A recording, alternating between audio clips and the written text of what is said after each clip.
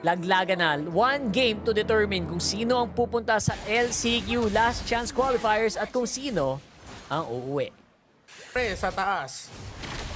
Circling Momo? Eagle, inaabangan. Nice cancel kami in. Pero si Momo Sempo hindi na tumagal. Naglaho ng Barambula. Beautiful burst coming in from Aurora doon sa taas. Kadaon ng combo ng Dark Wave. At saka ng Nibiru's Passion. Kala ko makakatakas na dun si Momo. He had the movement speed. Hindi niya ginamit yung revitalize niya. Akala ko, or at least baka hindi ko na nakita na nakakooldown pa sa panahon na yon. Pero Aurora, kontrolado ang mapa ngayon. Pero bawal makampante. Dapat Aurora mag-iingat pa rin sa mga pwede gawin ng Todak. Looking at the items, Thunderbelt para sa Hilda, kompleto na. The Starlium Scythe pa lang ang na-build ng Harith papunta ng Feather of Heaven. And this is it. This is the best form that we've seen Aurora so far in this whole series. Na poised to take an advantage and again, maximizing yung pagka-behind bahagya nitong si Zayed Sempoy. And yung, ramdam mo yung kapagalan talaga ng Lucas sa jungle, no? Yep. At nahihirapan na talaga si Zayed Sempoy. Si Yuen hanap si Saihin Sempoy. Napitas yung Harith. Aurora, lamang na ngayon. Dalawa na wala.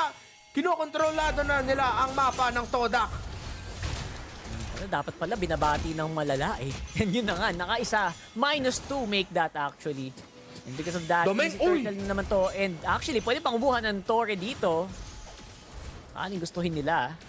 Seems to be a Kumakuha very nila easy yan. take dito sa baba. Nakuha nila yung tower sa baba. Pero andyan pa yung damage reduction.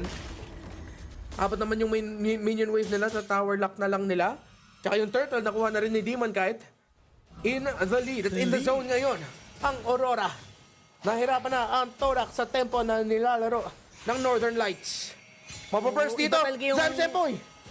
Di ba tamama? Iba talaga yung ano ngayon eh, yung tempo na ngayon ng Aurora, no? Comfy na omfy, walang problema. Confident din sa mga skills nila and sa lapag ni Renny J. Yung mga lapag kanina pa ni Renny J, napakaganda talaga eh. I gotta really give it to this guy. 2 games straight on that Khalid really is napakalinis, napaka-reliable Oo. so far. Turnaround din na hindi nakapag-snowball kasi yung Todak pagkatapos ng first turtle eh. Dahil na napunish yung pagka-aggressiveness nila dun sa pag-invade ng golem dun sa baba. At tas nahinto pa ni Yue. Tas nakapagkuha pa sila ng kill. Hindi nakapag-snowball sila dun eh. Isa sa mga major requirements ng isang Lucas eh. Pagkatapos ng first turtle, dapat makakuha kayo ng magandang win eh. Na magandang lead, pero hindi. Rene J, flicker out pagkatapos mag-Raging Sandstorm. Yan nga talaga. And I think this time around, recovery mode muna si Renny Naku J. po! May nakakasali sa team fight. Demon Kite, magandang pitas galing dito sa Todak. And ngayon, Masakit! tinatalan nila si Edward. That is gonna be 2 down para dito sa Aurora. And ngayon, naghahanap ma ng even more targets itong Todak. Nice punch back mula dito sa Malaysian team. Na-split sila sa laban na yun. Si Dominic nagamit na niya yung Windblow ultimate niya sa taas. Nahinto niya yung pagpasok ni Zayed Sempoy pero nakapag-recover siya doon sa team fight. At dahil doon, na-split yung positioning nila. Nag-beast mode si Zayed Sempoy. At yung Shockwave Blast nakapagawa din ng damage na napahinto yung momentum ng Aurora at nabasag din yung torre nila sa gitna. Yun na yung crucial dito. Kailangan hindi makabawi Demon Kite? itong si Zayed. And now, Demon Kite is on the chase. Guiding Wind, of course, will keep them safe. Momo Sempoy, Edward, may talon at ginamit na din for now. Okay. So, balikan tayo sa medyo tabla na laro. Kasi mataas din yung chance na yung Todak na kahit 3.5k yung gold lead ng Aurora, mataas yung chance na pwede silang manalo ng team fight. Level 11 yung dalawang gold laners, nakapag-farm na maayos yung Harith. So yung Todak ngayon, gusto nila maging aggressive. Yung counterplay! Pero it looks like mali yata yung aggression na hinahanap nyo, boy! And ngayon, -1 na naman. Hazelnut Sempoy tanggal na ang kanilang guiding wind for the meantime. That means maganda ang pwesto nila for this coming Lord. Demon Kite level 14. And si Zayed Sempoy level 12. Napesa na ng Aurora. Unti-unti yung Lord. Hindi mo na sila magbabuff doon sa taas o Todak. Dahan-dahan, fino-flow nila yung minion wave sa gitna para ma-force out yung reaction ng Aurora habang Matilda ng Todak pabalik pa rin at lalabanin na ng Aurora Rockhart. Oy!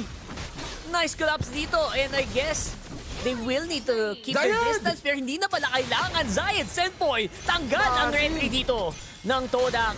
And now, wala na din yung Zaman Force. Paano palalaban Renegade! dito? Ang mga Senpoy, nagsisimula na ng bomba! Oh! Nasabugan ng hangin sa mukha at yun na nga, dali na pati si Shin. Naku po, Todak, medyo nag-asim, medyo nag-overextend.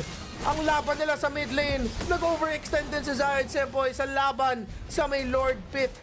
At Aurora nakakuha ng unang Lord ng laban, makaka-push out sila na maganda. And syempre, aside dun sa Lord, syempre nakakuha din ng sangkatutak na ginto na kalamangan. Itong Aurora, which is very crucial to make sure na lamang, again, importante talaga na lamang sa levels against this Lucas Jungle. Sumabog na naman, Sakit! napakagandang setup pala kay Yue. And Zayam, Senpoy goes down. Dumayong ang ibang mga member dito. Ay, naku Dahil po. nadali nila ang backline, Demon Kite, or Domen Kite rather, will be going down. Okay, 2 for 1 pero for walang gold laner yung Aurora. Mahirap to. Tingnan natin kung makakakuha pa sila ng Torre. Baka yung Torre sa gitna, yung magiba nila. Pero Zaim and Hazelnut, crucial yun na nakuha ng Todak yung pick-off kay Domen Kite. Madedelay nila yung push pero dinedelay din ng Aurora yung push. Hindi nila kiniklear yung mga minions sa taas para mahinto yung pag-push ng Lord. Para pagbalik ng Domen Kite, mataas yung chance na makakuha sila siguro ng isang torre sa base kung kasama yung torre sa gitna. Pero Todak, Or kahit paputukin man lang, di ba, yung shields. Oo, Importante, yung shield. importante talaga yan. pero right move din to na lumalabas sila sa base. Pero yung dahan-dahan, wag masyado malalim. Making sure na safe din pa rin naman kayo. And again, good DPS galing kay Domen Kite means maganda din ang turret taking capabilities dito ng Aurora. That means tower on the top lane will... Ay, kala ko babagsak na. It Kumapit. will stay alive. For the meantime, good defense from Todak dito. At least hindi tumumba ang inhib turrets nila. Pero malaki yan nakuhang lamang doon ng Aurora 6,000 sa gold lead. Kumapit pa. Pero to, Bennett's Rage, gagamitin ni Domen Kite para ma-zone out yung mga defenders ng Todak. Pero hinohold. Ginamit na, pumasok na yung Todak at lalabanin nila sa labas ng base nila. Pero grabe yung guiding wind ng Matilda! Napadala nila malapit kay Domen Kite! Oh no! Todak! Lumalaban! Dalawa ang nawala sa side ng Aurora! Walang gold laner! At Todak! Dahil sa guiding wind! At Lucas combo!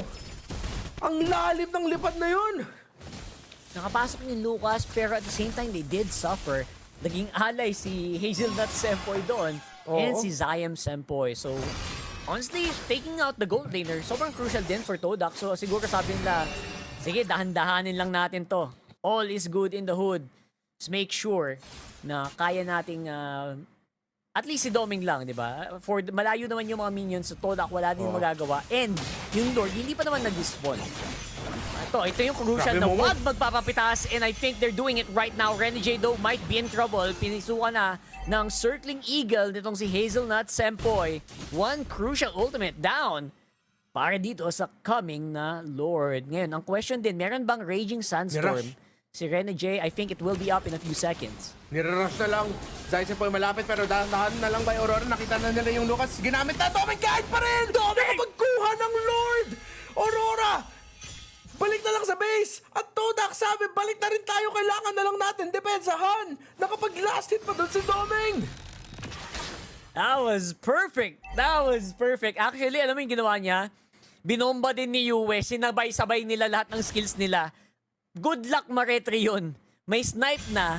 May ulti pa nung Veil. May retry pa with Aurora. And they were able to do that with enough, alam mo yung safe distance lang. Oo. Talino nung ginawa ng Aurora dun. Nakita mo rin yung hesitance ng Todak na habulin ba natin ito? Lalaban tayo? Hindi, kaya lumaban. Hindi, kailangan natin mag-back. Kailangan natin depensahan natin yung nag-back na nga sila. Chumache. Hindi nga nakapag-retry doon si Zayed Senpoy at ito na ang pwestuhan. 15 minutes in. Pangalawang Lord ng laban nagmamarcha sa taas. May minion waves ang Aurora. Ilang Torre makukuha nila, Rockhart? Let's see. And importante dito is wag mapitas si Domain kahit dito. Yun lang. 100% keep him alive. Renegade can really dive in. Yue, good damage as well. Coming in from the Veil. Pero again, maganda naman yung wave clear na ginagawa nila dito. And hindi lang kailangan madaliin, by the way. Boom! Kalahati from downtown.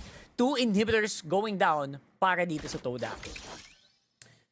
Okay, 2 inhibitors. Almost 7,000 plus gold lead para sa Aurora. Pero nasa puntos tayo na 42 to 48 lang ang difference sa gold. Meaning, na sobrang taas pa rin ng chance ng Todak mapaikot ang laban na to. Dapat malinis ang execution ng Aurora. I think it's gonna be it eh. Kasi ito na naman tayo, we've been here before, right? We have to really make it clean sa dulo. Nakita natin ilang beses na lumamang Aurora, pero always the big question is whether or not they'll be able to clean it out. Zyme Senpai nakakatakot and nagpakitang gilas din na, oy, meron din akong Raging Sandstorm. You know what? That's actually good. Yun yung mga kailangan kong tignan. And we also have to make sure, if you're a fan of Aurora, dapat sana, wag madali si Domain Kite. I think, alam naman ni Domain Kite na mainit ang mata ng sambayanan sa kanya ngayon. 5 miyembro nakatingin sa kanya dito. And maybe that's an opening for Yue naman to make a play. Pero other than that, as long as Domain Kite is alive, I think magandang chance ng Aurora na matapos ito. Yeah. Sobrang mataas sa condition nila yung Beatrix, especially if dapat tignan na nila yung trade ng Beatrix and Harith. Kung napitas yung Beatrix, tas goods pa yung Harith, tas may konting frontline pa siya, kaya ipaikot ang laban ng yung isang Harith. For now, pangatlong Lord sa laban, Todak, ramdam din nila na, guys, sobrang lapit lang ng gold natin kahit sabihin natin 7k gold lead yan o ganun. Hindi, nasa puntos na tayo na kayang-kaya natin labanin to. Pero kailangan nila alagaan yung mga minion waves. Ang lalim ng pwesto ni Zyme Senpai ngayon. Anong iniisip ng Valentina ng Todak? Good edge talaga eh. Good edge yung ginagawa nila dito na si Renegade kampanteng-kampante dito sa kanyang Naku po. Khalid. Pero problema dito, parang umaabante din yung Todak. Oo. Nagpaparamdam na, oy, feeling nyo ba lamang kayo? Baka hindi pa. Baka pwede pa kaming gumawa ng play if you're not careful. Maganda din yung pwesto dito ni Zyme Senpai dito sa gilid. Raging Sandstorm yung ultimate na sa kamay niya. Yes. Yun nga, yung sobrang important nun. Kaya you gotta keep your eyes peeled. Ngayon, dalawa, kaliwat kanan ang binabantayan. Momo Senpai hinahanap si Domain pero lumalayo siya. And, yun nga. Di nila alam, di nila mahanap, di nila makita kung nasan si Zyme. Ang ganda ng pwesto nito, pang flank. Wag lang ma-Raging Sandstorm. Ay, wala na tamaan! Tinamaan yung hangin! Yung Windstorm, hindi rin tumama. Pero lumalaban pa rin yung Aurora. Pero masakit na yung damage ng Harith. Pero si Demon Kite sa taas! Si Demon Kite sa taas! May Million Wave! Yung Suyo! The Smiling Demon! Pinauwi! Yung Todak na nasa bootcamp!